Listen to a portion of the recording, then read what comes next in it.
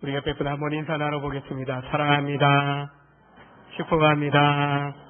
잘 오셨습니다. 네. 이렇게 한 번 더 인사 나눠볼까요? 당신이 있어서 행복합니다. 새해 행복한 인생 사세요.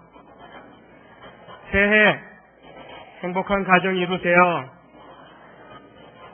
네. 그 고백대로 이루어질 줄 믿습니다. 네. 누구나 우리 가족이 행복하기를 원하는 마음이 크죠. 우리 가정 행복 안 해도 돼.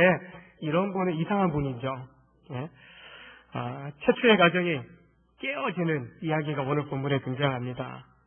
참 처음 살아 아담과 하와가 선택한 그 길이 자신들뿐만 아니라 한 가정, 그리고 더 나아가서 온 인류를 아픔 가운데, 고통 가운데 이렇게 하는 결과를 만들어 놓은 것을 보게 됩니다. 최초의 사람, 언약의 대표자라 할 수 있는 아담과 하와가 하나님 창조함을 받고 에덴 동산에서 살게 됩니다. 자유의지를 가지고 하나님의 말씀에 순종함으로 성숙한 그런 인격으로 살아갈 수 있는 길이 열려진 겁니다.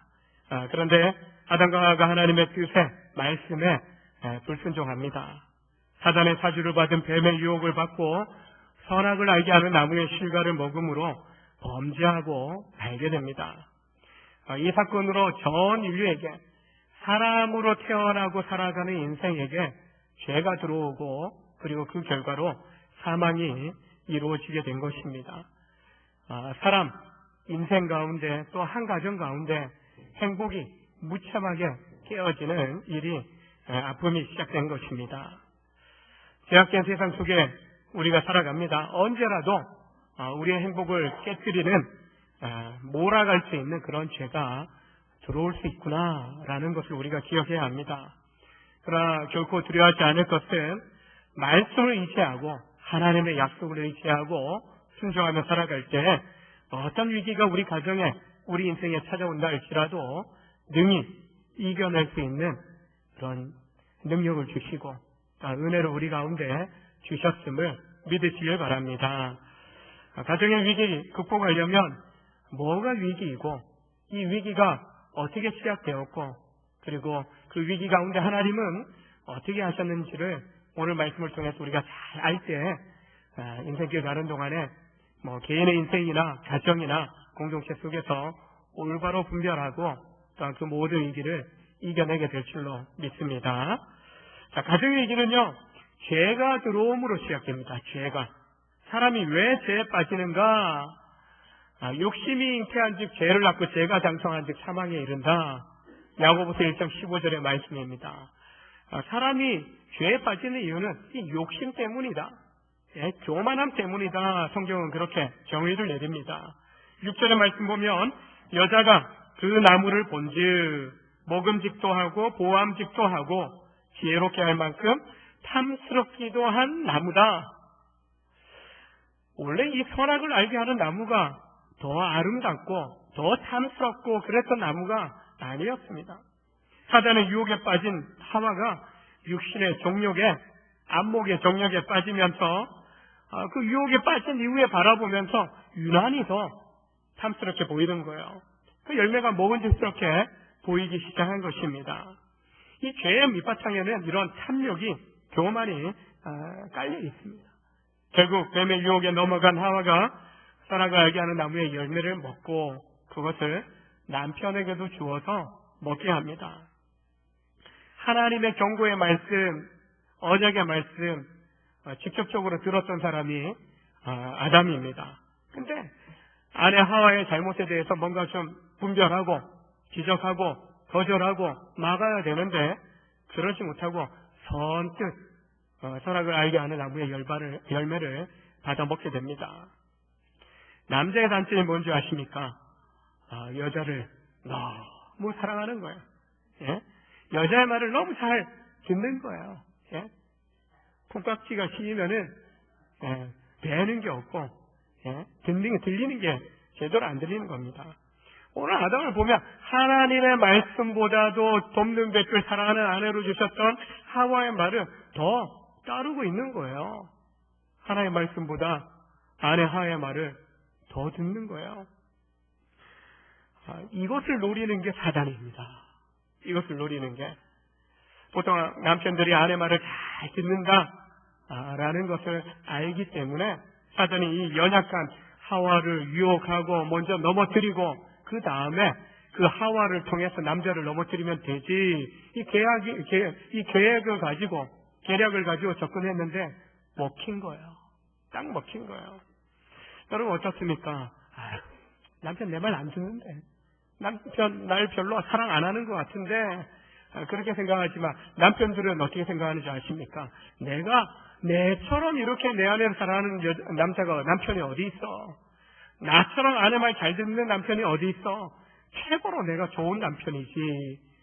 남편들이요, 다 그렇게 생각하시죠? 예, 아내들은 그렇게 생각 안 해요. 내 말 죽어도 안 듣는다고 그렇게 많이들 이야기를 합니다. 이런 특성, 예, 가장 사랑하고 가장 가까운 친밀한 관계 속에 있는 가족, 부부 가운데 또 부모님, 또 형제들, 또 자녀들, 또 친구, 예, 친구 따라 강남 간다고, 예, 친구가 뭐 하자 하면은 뭐든지 하려고 하는 그런 깊은 친밀한, 아내 말 안 들어도 친구 말 듣는 그런 남편들이 있죠. 예, 친구 따라가는 건 남편이 좀 더 가까운 것 같아요. 아내 말보다. 뉴스 가끔 보다 보면요, 부부 보험 사기다. 예, 친구끼리 똘똘 뭉쳐서, 예, 이제 차량을 상대로 이렇게 이제 가짜로, 거짓으로 사고 난 척 이렇게 해서 뺑소니 쳤다 뭐 이런 식으로 협박해서 돈을 뜯어내는 거. 이 사기 치는 일들이 그 범죄자들이 잡혀서 뉴스에 등장하는 거 보면은 가까운 가족끼리, 친구끼리 그렇게 범죄를 저지르는 일을 뿌리는 것을 보게 돼요. 뭔가 가까운 사람 이야기하면은 처음엔 말려요. 근데 계속 회유하다 보면 딱 한 번이야. 그 순간 그냥 넘어가는 거죠. 예? 왜 그렇게 넘어갑니까? 이 관계가 끊어질까봐. 다시는 나 안 만나주고 안 봐줄까봐. 그래서 그 두려움에 어쩔 수 없이 그 관계 때문에 넘어가고, 그리고 그 회의에 말려가고 그 유혹에 빠지는 것을 보게 됩니다. 그러나 결국에는 모두가 죽는, 모두가 범죄하게 되는 그런 결과를 초래하게 되는 거죠. 옆 사람 한번 보십시오. 얼굴 한번 보십시오. 나를 시험에 들게 할 것 같습니까? 아니면은 나를 좀 막아줄 것 같습니까? 이렇게 한번 고백해 보겠습니다. 우리 서로 시험에 들게 하지 맙시다. 여러분, 솔직히 우리가 가족이나 이웃, 믿음의 형제 자매들을 결코 공경에 빠뜨리는 일을 해서는 안 되는 겁니다. 오늘 하와가 남편을 공경에 빠뜨리지만 요즘 보면은 남편들이 아내를 공경에 빠뜨리는 경우가 많이 있어요. 예? 서로 쌍방관실이죠. 서로가 공경에 빠뜨리고 애매하게 고난당하게 하는 일들이 많이 나타나는 것을 보게 됩니다. 우리는요, 사랑하는 가족, 사랑하는 믿음의 성도들, 이웃들에 대해서 곤란하게 만드는데, 어렵게 만드는 데 해서는 안 되는 겁니다. 오히려 공경에 처하고 어려움 가운데 있고 고통 가운데 있는 그런 가족, 형제, 또 이웃을 건져내는, 살려내는 일을 우리 믿음의 성도들은 해야 할 줄로 믿습니다. 욥기를 보면 욥이 사단의 시험을 받아서 자식들 10명 다 잃고 재산, 그 많은 재산 다 도둑질 당하고 빼앗기고 그런 고통을 당합니다. 그럼에도 불구하고 그가 믿음 잃지 않자 그의 건강까지 생명줄 하나만 남겨두고 다 빼앗아가는 일이 사전을 통해서, 악한 권세자를 통해서 시험하는 일이 나타납니다. 그럼에도 불구하고 하나님 원망하지 않아요. 근데 자식 10명 낳도록 그렇게 수십 년 살아왔던 아내가 다가오더니 하나님 저주하고 가서 죽어라, 가서 자살해라, 그 고통 느끼면서 어떻게 살래? 가장 가까운 아내가 욥에게 하는 이야기가 그래요. 하나님 저주하고 가서 죽으라는 거예요. 자살하라는 거예요. 욥이 만약에 사랑하는 아내의 말, 그것이 옳지 않은데, 그래, 내 상황이 이러한데 그냥 저주하고 죽자, 자살해버렸다면 성경에 기록될 수 없는 거지요. 의롭다 인정을 받을 수 없는 거죠. 결코 사람의 말, 가장 가까운 아내의 말 욥이 듣지 않습니다.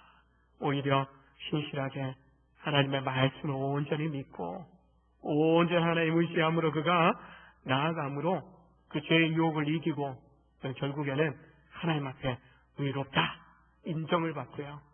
또한 재산 회복하고 자녀들 몇 명 다시 또 이렇게 얻게 되는 축복을 누리게 됩니다. 인생길 가고 또한 믿음의 가정을 세워가면서 많은 위기, 많은 죄악의 그런 시험들이 다가올 겁니다.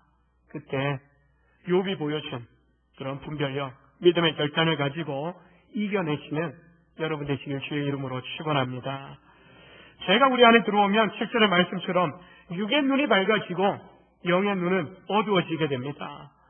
선악과를 따먹은 아담과 하와의 눈이 밝아져서 자기들의 몸이 다 벗으면 안 되겠죠. 다 벗어진 줄 원래 벗었어요. 벗어진 줄 알고 무화과 나무 잎을 가지고 중요한 부위만 가립니다. 심화를 하였다라고 합니다. 눈이 밝아져서 자신들의 부끄러운 모습, 악을 보게 된 거예요. 이전에도 벗고 있었지만 부끄럽지 않았어요. 죄짓지 않았으니까 죄책감, 수치심이 없었던 겁니다. 근데 죄짓고 나니까, 불순종하고 나니까 갑자기 부끄러워요. 그리고 그 죄악을 저지른 것 때문에 죄책감에 몸둘 바를 모르는 거예요. 그러니까 그 수치심에 이전엔 부끄럽지 않았는데 괜히 부끄러워지는 거예요. 육의 눈이 밝아지고 부끄러운 모습, 악을 볼 수 있게 되었지만 영안이 닫힘으로 하나님을 볼 수 없는, 하나님의 뜻을 거스르는 그런 상황에 빠지게 된 겁니다. 바로 죄가 들어오고 죄에 빠지게 되면 영적인 소경이 되어버리는 거예요. 여러분 이 자리에 계신 분들은 눈은 멀쩡하셔요. 시력이 좀 떨어지신 분은 계실지언정 눈은 다 보고 계셔요. 다 볼 수 있는 분들이에요. 근데 육의 눈은 다 보고 있지만 믿음이 없으면, 죄가 들어오면 우리의 이 영안을 가려버린다는 거예요. 볼 수 없어요. 하나님의 말씀을 들을 수 없고 하나님의 역사를 볼 수 없는 거예요. 믿음의 눈이 생기지 않는 거예요. 육신의 눈으로 자기 죄로 인한 수치를 보고 악만 보게 되는 거예요. 부끄러운 현실만 보게 되는 거예요. 죄 짓고 나면 하나님 앞에 나아가지 못하고 회개하지도 못해요. 회개할 그런 마음도 갖지 못하는 겁니다. 그냥 악을 행하고 그 악을 가리기에 급급한 모습을 아담과 하와가 보여주고 있는 거예요. TV 뉴스에 보면 범죄자들이 화면에 자기 얼굴 나올까봐 가리죠. 손으로 가립니다. 옷으로 가립니다. 마스크 씁니다. 모자 씁니다. 왜 가립니까? 창피한 거예요. 부끄러운 거예요. 자기 수치심을 느끼는 거예요. 손, 옷, 마스크, 얼굴 가린다고 범죄한 사실이 가려지거나 없어지는 것은 아닌 것입니다. 죄의 권세는요, 평생 우리로 하여금 죄책감에 노예가 되고 수치심의 노예가 되도록 우리로 하여금 그렇게 절망케 하는 것입니다. 우리의 힘으로는 도저히 이 죄책감에서부터 수치심에서 벗어날 수 있는 길이 없는 겁니다. 성경 오직 예수 안에서 성령으로 거듭나야만 이 죄책과 수치심에서 벗어날 수 있다라고 말씀하고 있습니다. 예수 보혈의 그 공로를 믿고 죄사함의 세례를 받고 하나님의 은혜로 믿음으로 말미암아 우리가 새 사람 되어야만 이 모든 죄악의 본체로부터 벗어날 수 있다, 해방될 수 있다라고 말씀합니다. 영의 눈이 닫혔던 것을 이제 믿음의 눈이 열려지게 되면 하나님을 볼 수 있게 되고 믿음의 역사들을 볼 수 있는 은혜를 입게 된다라는 것입니다. 예수 믿고 거듭나 우리는요, 더 이상 수치심에 노예가 되어서는 안 됩니다. 부끄러워할 필요 없어요. 내가 죄에 대한 대가 안 치렀지만 하나님의 아들 예수께서 다 십자가에서 대가 치러주셨기 때문에 우리가 개연히 십자가 지고 가려고 고통의 삶을 살 필요는 없어요. 회개해야죠. 또 제사함 받은 것을 감사해야죠. 그러나 그 죄책감의 수치심에 노예가 되어서는 안 되는 겁니다. 예수 안에 있는 자는 정말 죄와 사망의 권세로부터 해방되었다라고 분명하게 선언해 주고 계셔요. 더 이상 우리는 죄의 노예가 되어서는 안 됩니다. 오히려 예수의 이름으로 제사함 받은 그 이름에 힘입어서 당당하게 하나님 앞에 나아가서 예배하고 찬양하고 기도하고 은혜에 감사하는 삶을 살아갈 수 있어야 하는 것입니다. 내가 어떻게 살아갈까? 그래서 말씀 앞에 서야죠.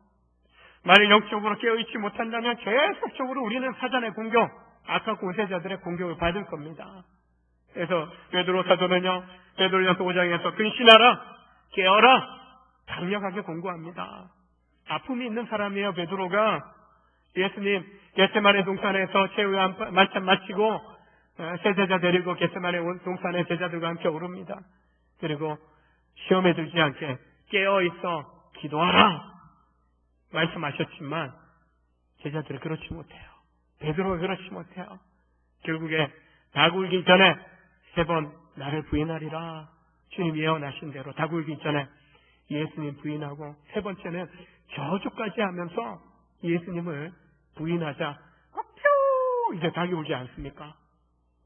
미국에 하면 어떤 교회들은요, 십자가 종탑 위에 이 스탁을 이렇게 모형을 이렇게 십자가 대신에 그렇게 세워놨다고 해요. 왜 그런가? 어떤 목사님 물어봤대요. 왜 십자가가 없고 저 스탁이냐?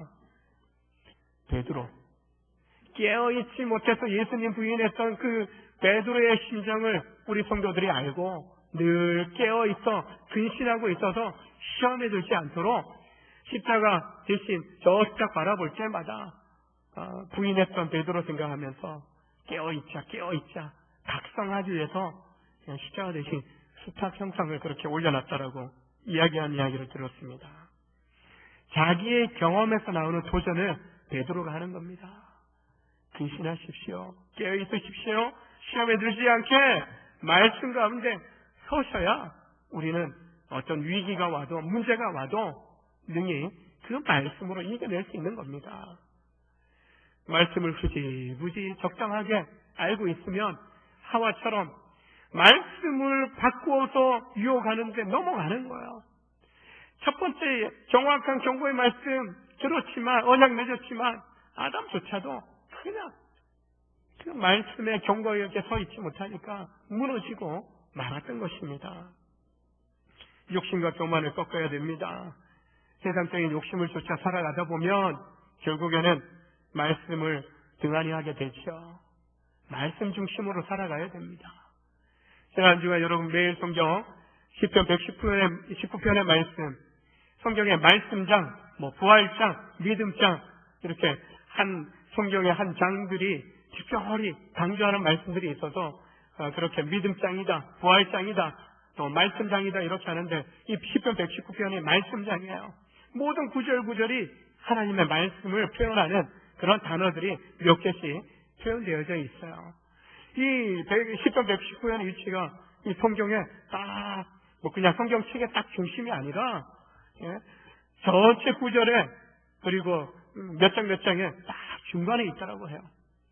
말씀의 중심에 또 우리 신앙의 중심에 하나님의 말씀이 있어야 한다라는 것을 이 성경을 구성하는 데에도 이렇게 또 의미 있게 구성하게끔 하셨구나라는 생각을 해보게 됩니다. 말씀에 중심되지 않고 말씀 위에 서지 않으면은 첫사랑 아담과 하와처럼 그냥 허물어지는 겁니다. 새해를 달려가면서 여러분 삶의 중심에 하나님의 말씀이 있기를 원합니다. 내 인생의 집이 우리 가정이 말씀으로 세워질 수 있기를 원합니다.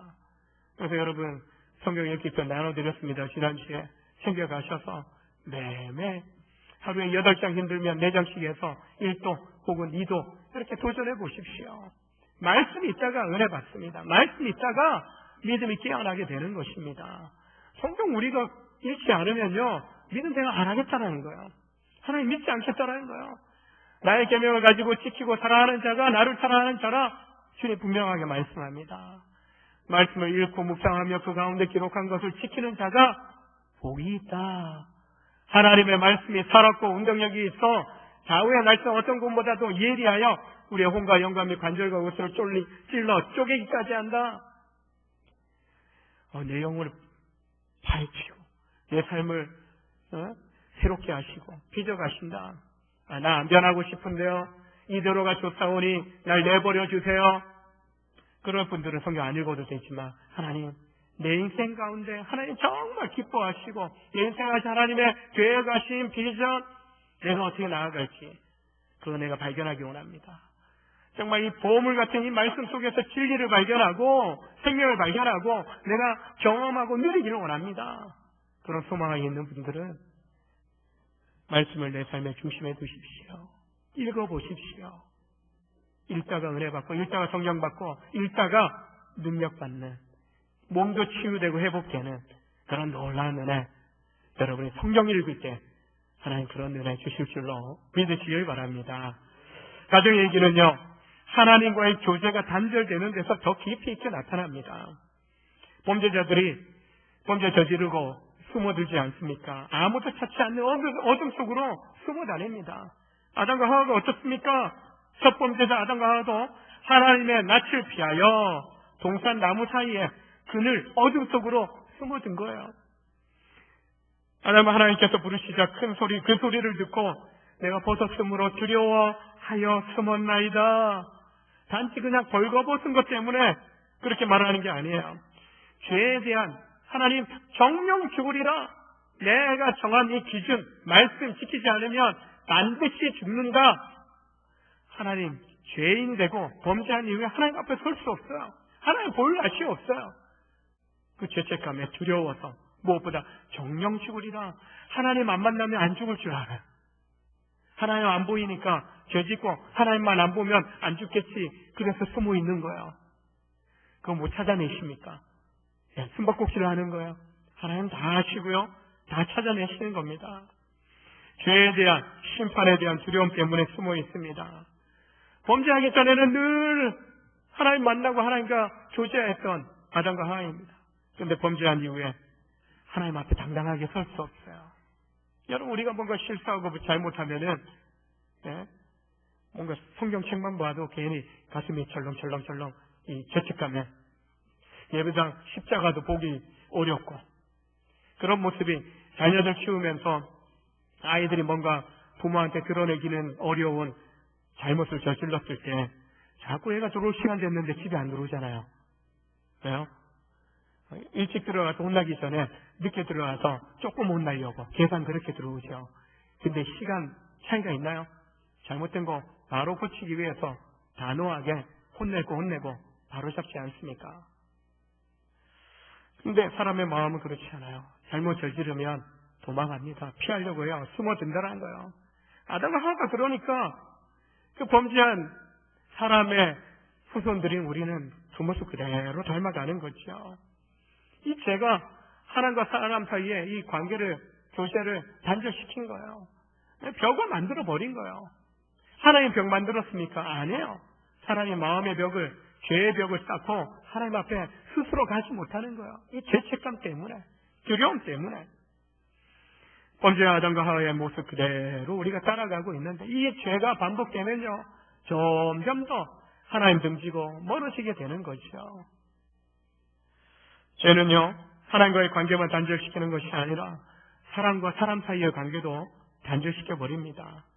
하나님 말씀합니다. 너더러 먹지 말라 명한 그 나무의 실과를 내가 먹었느냐? 하나님 물으십니다. 그러자 아담이 뭐라 합니까? 하나님이 주셔서 나와 하게 하신 여자가 그 나무 실과를 내게 주므로 내가 먹었나이다. 하나님, 저 여자 때문에요. 아내 탓을 하는 거야, 남편이. 그리고 조금 더 거슬러 올라가면 하나님이 내게 주셔서 함께하게 하신 여자, 그 여자 하나님 주셨잖아요. 하나님 탓이에요. 그 죄의 근본적인 원인을, 원인 제공자를 아내 탓으로, 하나님 탓으로 하고 있는 겁니다. 하와도 똑같아요. 니는 왜 그랬는데? 뱀이 깨물어 내가 먹었나이다. 저 뱀 탓이에요. 그 말 속에는요, 그 뱀을 창조하신 하나님이 그 뱀 안 만들었으면 제가 죄 안 지었을 거 아닙니까? 날 유혹 안 했을 거 아닙니까? 남의 탓을 하는 겁니다. 죄 많은, 죄 지은 인생은요, 할 수만 있으면 자기 잘못을 합리화하고 자신의 죄를 다른 사람에게 전가시키려고 합니다. 제가 집에서 아내로부터 가장 많이 지적당하는 게 이겁니다. 좀 잘못했다고 인정하면 되는데 나는 옳고 계속 합리화시켜요. 그게 아니고 아내가 짜증내요. 그래, 니 잘났다 뭐 이런 식으로 이제 이야기해요. 니는 다 옳고 내가 잘못했다. 그렇게 받아칠 때가 있는데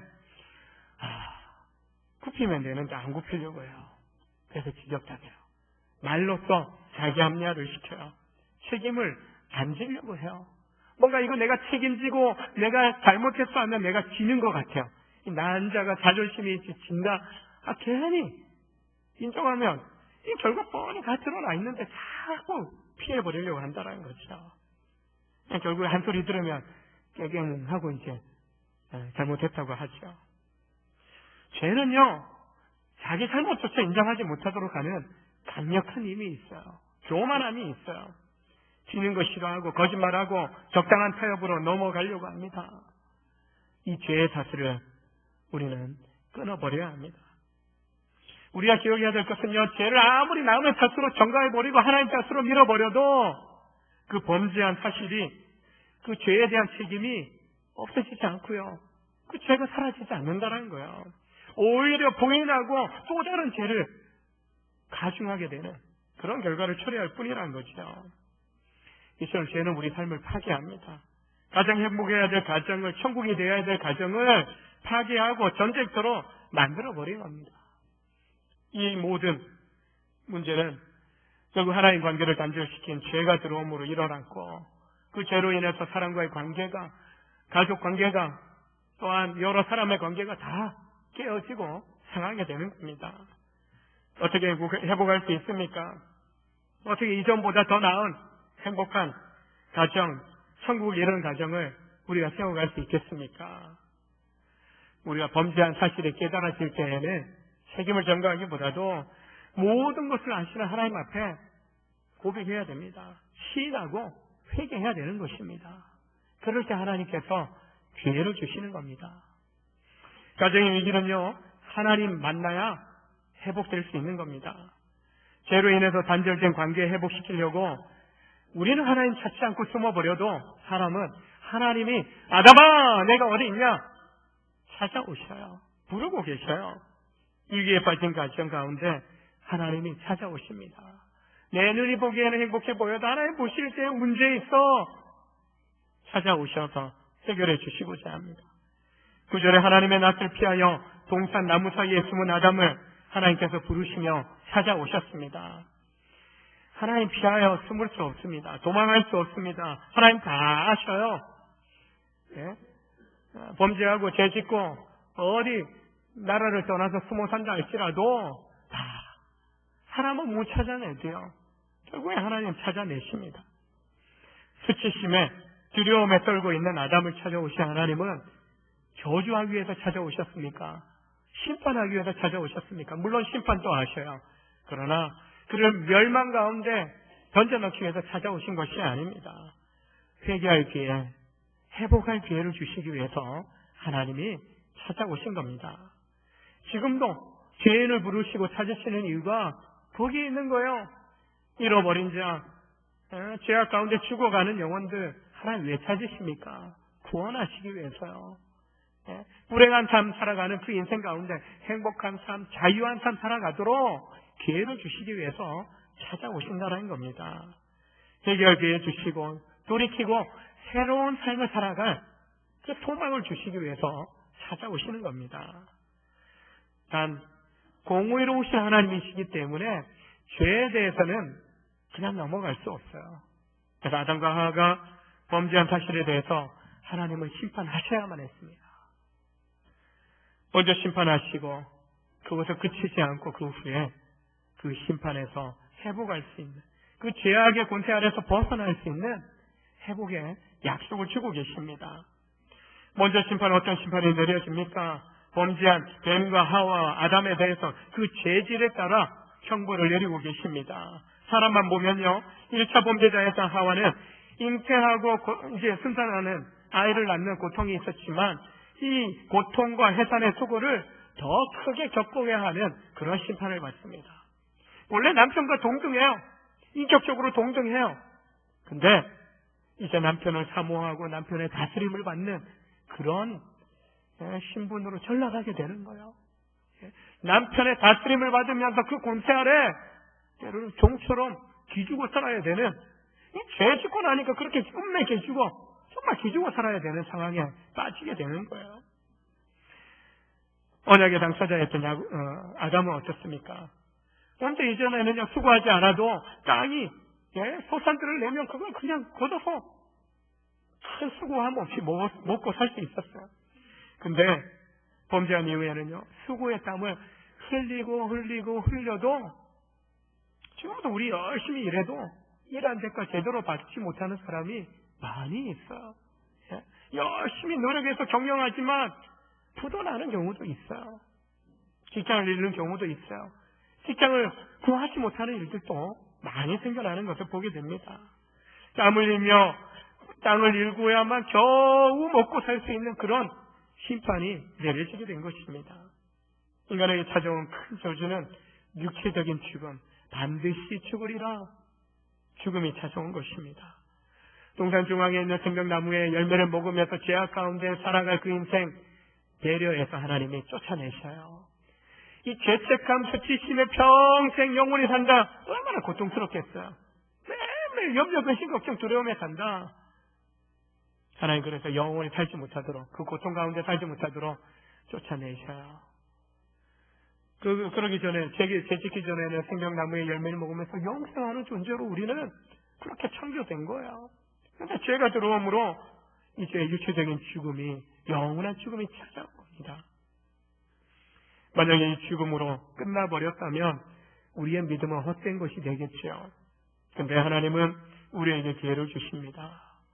죄에 대한 심판으로 다 죽게 되어진 우리의 인생이지만 오늘 15절의 말씀을 통해서 여자의 후손으로 오실 메시아 하나님의 아들 예수 그리스도를 통해서 계속의 제물 되어 주시고 우리의 죄에 대한 대가를 대신 치러 주시고 그리고 부활하심으로 말미암아 영원한 생명의 약속을 받는, 물론 육체적으로는 죽어요. 그러나 두 번 죽지 않는, 우리의 영혼은 죽지 않는 영원한 생명의 약속을 이때 죄짓고 심판당할 그때 하나님은 영원한 생명에 대한 길도 열어주고 계신 것을 보게 됩니다. 죄로 인한 저주를 내리시면서 왜 또 이 구원의 축복을 또한 이렇게 약속해 주고 있습니까?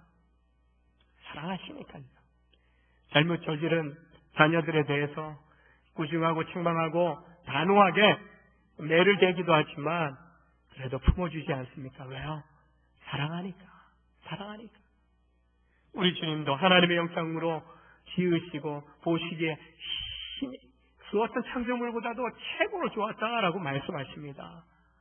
최고의 걸작인 그 인생을 향하여서 하나님 사랑하시기 때문에 죄에 대한 대가 치르게 하시지만 그리고 더 이상 그 죄에 대한 대가 치르지 아니하도록 독생자를 보내시고 그분을 믿는 자에게는 구원을 얻고 영생의 소망 가운데 살아갈 수 있는 길을 열어주신 것입니다.